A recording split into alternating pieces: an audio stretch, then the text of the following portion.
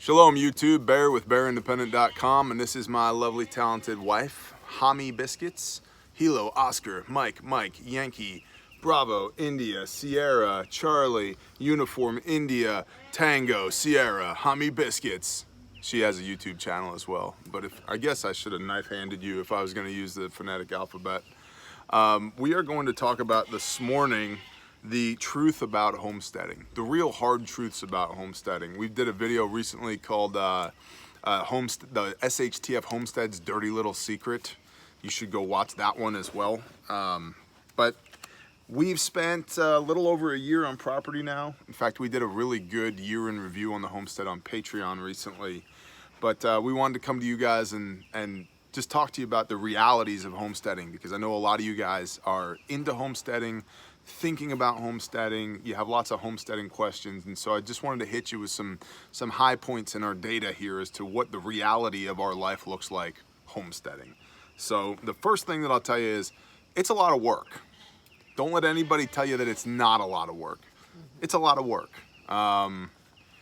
It adds at least an hour a day of just general responsibility to maintain this place. Just the fence and the animals, and do the feeding and check the waters and weed the garden, and just to maintain status quo, homeostasis on property. It's a lot of work. And that says nothing of doing the improvements on property that need to happen. What are your thoughts, babe? Well, exactly that. Like, it's an hour worth of feeding and watering and checking on all the animals. And then, yeah, like, you add into it gardening and home, doing the laundry, the dishes, the straightening of house, and beating all the kids. And doing the mowing, the tree trimming, it all adds up. And, there's many days that it's like, wow, the day's over already? Holy cow, it's 8 p.m. Right. How often do we say that? All the time. All the time. It's like, damn, it's 8 o'clock. Right. Where did the day go? Yeah. Or you get started in the morning and it's like, I'm getting kind of hungry. What time is it? Oh, it's 2? Oh, yeah, right. I worked straight through lunch by 2 hours. What happened? Number 2, it costs money. Yes. There's a, and this is a goal of ours, but there's this perception on the internet that you can just create a fully self-supporting homestead where you create all of your own inputs and utilize all of your own outputs. That's possible. We sure aren't there yet. We're trying to be, but man, we're not there yet. Right. The time it takes to get there, you gotta have some money. Yep. We just talked about in a Patreon video, you gotta have a budget. We have a $500 a month line item budget just for feed and general homestead maintenance. That says nothing of wanting to put up a new fence or plant a new garden or buy more sheep or you and your freaking bird addiction. Right? So you've been fed, dummies. You hear these idiots? It's not, this is something to talk about. It's not quiet. A lot of people think, well, I'll just move to the country and have my little homestead and it'll be nice and peaceful. Right. Between the roosters cockle-doodle-doing and the sheep, man, and your dang guineas squawking, turkeys. Yeah. Dogs barking and kids running and playing. It's much more serene than, like police cars and ambulances driving That's by. True. Jake breaks from semis coming in and out of town all day. Barks, yeah. It's a much better noise quality to me than that. Yep. But yeah, it's definitely not quiet, peaceful and quiet, and like especially at night. Yep. Being near the creeks and the ponds that we have, like it is frog central, and the owls. The owls, yep. Again, like I love that noise. I'd rather have that noise any day than Yep. typical noise pollution. Mm-hmm. Number 4, there's an economy of scale.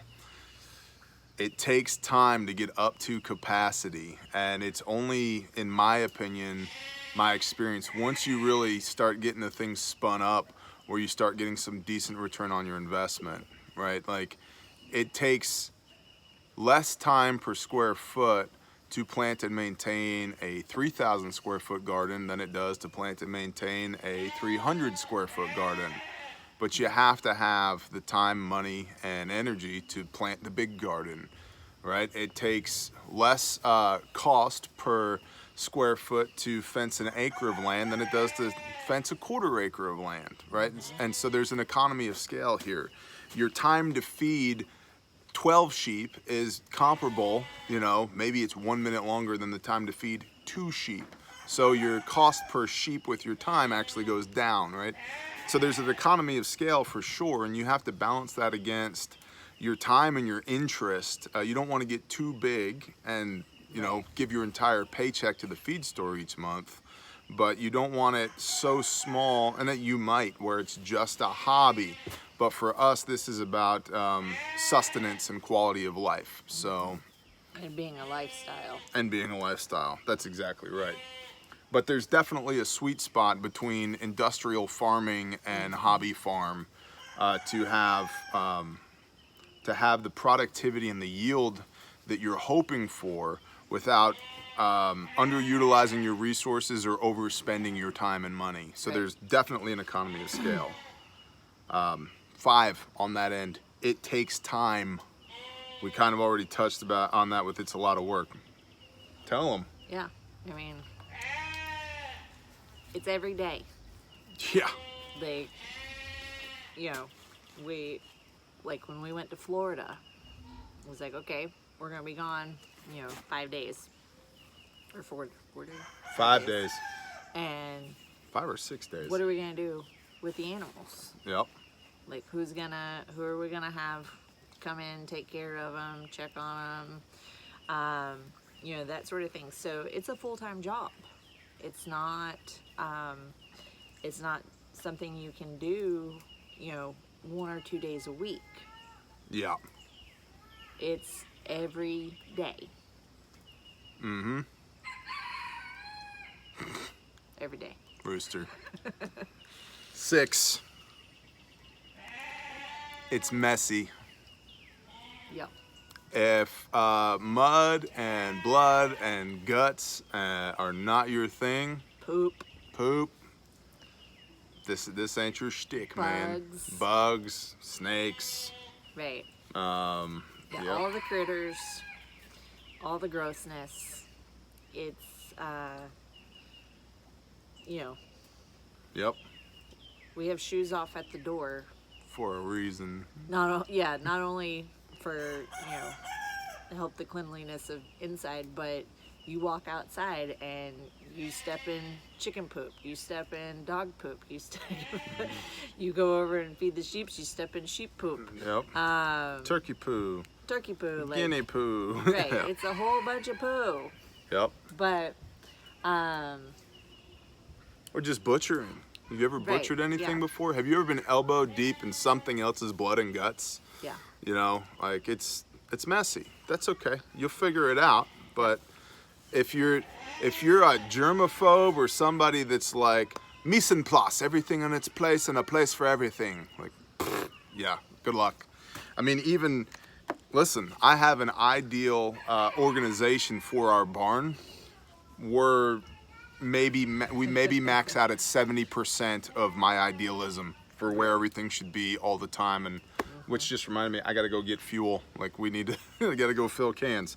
Okay, number 7, you will fail. Yep. Lots. You will have failed animals. Yep.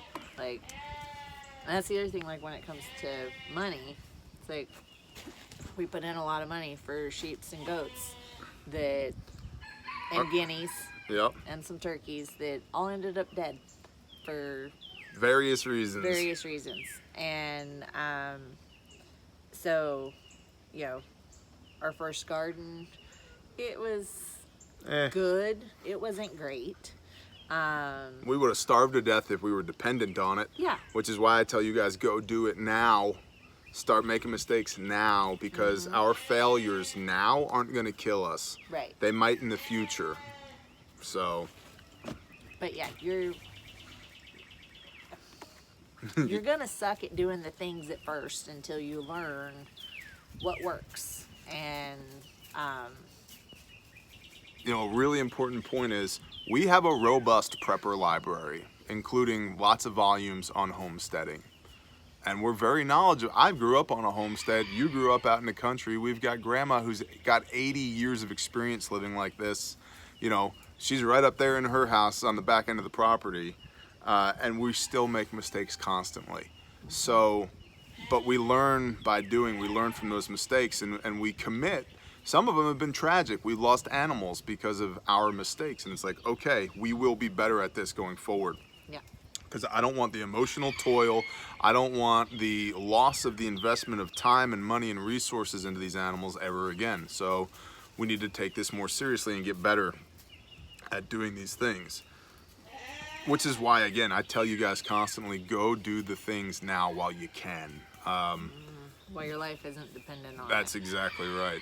Because you're going to make mistakes. And so you should make them while they're non-life-threatening mistakes. And learn by doing. Because it again, that comes back to it takes time as well. Number 8, it can be very fulfilling. Do you like living this way? I love it. Me too.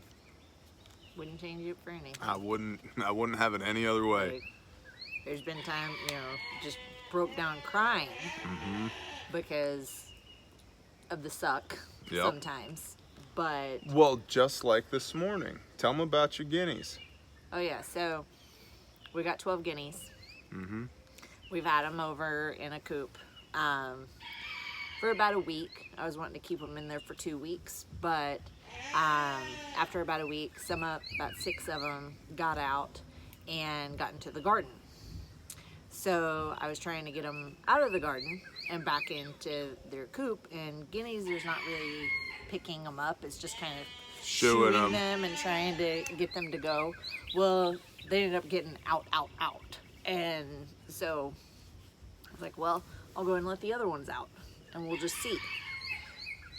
So most of the day they stayed kind of close-ish, and then by the end of the day they had gone up the road, across the road into the cow fields over there.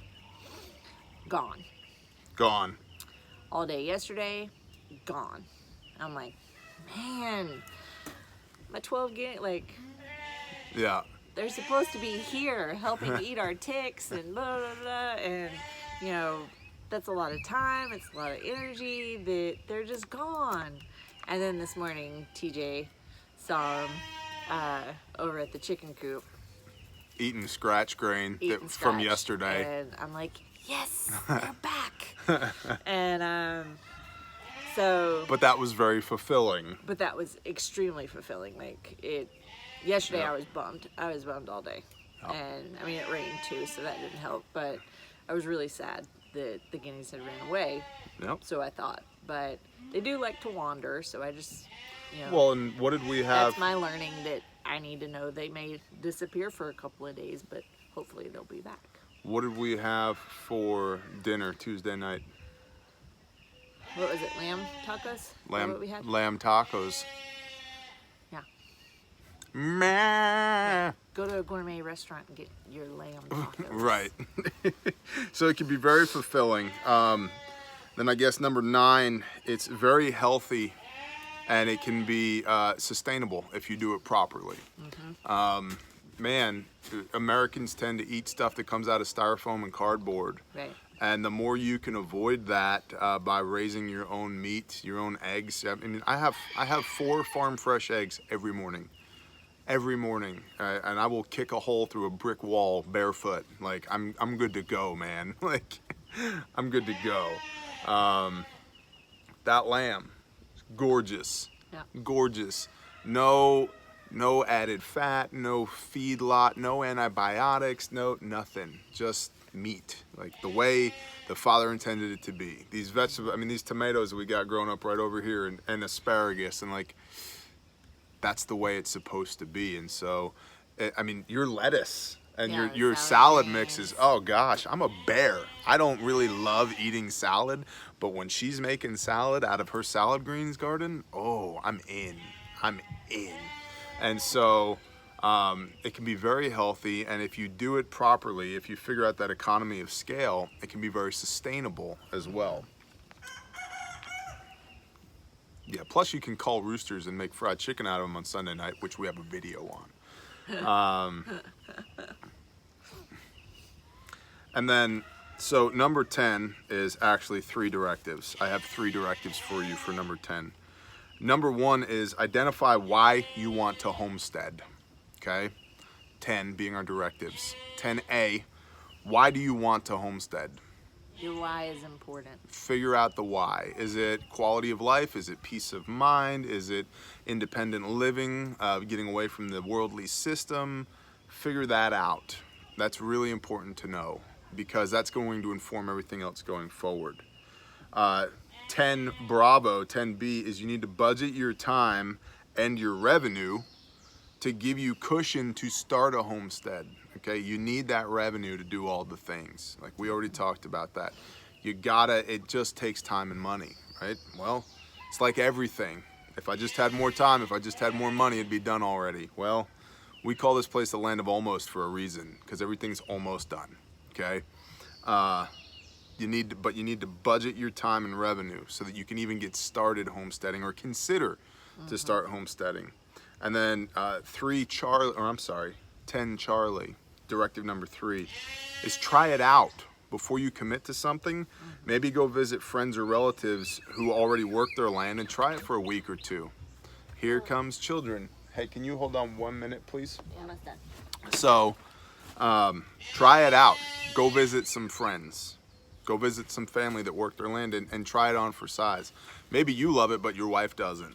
Maybe your wife loves it, but you don't, right? Investigate the realities of the situation before you commit to a piece of land that you don't have time to work and you can't afford to work, and it just so happens that all of a sudden you hate life because you're inundated with responsibility that doesn't bring you joy. So try it out before you commit. It's dating. Like, you very rarely do you meet somebody and go, hi, good to meet you, my name's Bear, here's a ring, let's fall in love later, but let's go ahead and get married right now. Like, that's not how it works, right? So try it out. You got anything to add? Nope. Cool. That is 10 homestead realities, yo. That's the truth about homesteading. So, click the subscribe button, ring the little bell if you want to stay up to speed. And if you're interested, you can click the baby bear, which, let's see, I think it's up here. It's either up here or over there, but click the baby bear. There you go, perfect. And my wife's picture as well. You can click her picture. That'll take you to her channel, Homie Biscuits.